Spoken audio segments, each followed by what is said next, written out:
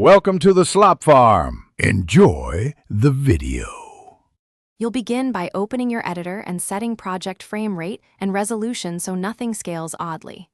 Once done, import both the source video and the replacement image and stack the image above the clip on the timeline. Move the playhead to the exact frame where the picture should change. This gives you a stable reference.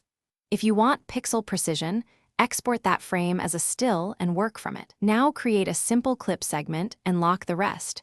This avoids accidental edits while you replace the picture.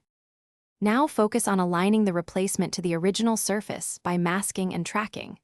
Draw a tight polygon mask around the picture bounds and feather slightly to avoid harsh seams.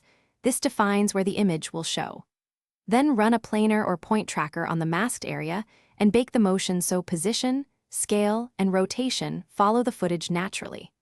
Once tracking is solid, use corner pin or transform controls to correct perspective, and apply color match plus subtle grain to help the new image sit in the scene. To finish, refine edges and timing so the replacement feels natural. Add slight motion blur if the camera moves, animate opacity for clean cuts, and use edge mats to hide micro seams. Render a short test segment at full resolution and check frame by frame for drift, color mismatch, or compression artifacts. If everything looks good, export the final with your chosen codec and bitrate.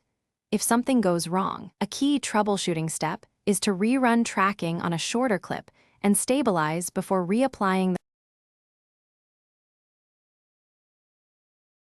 Thanks for watching. Consider subscribing if we helped you today.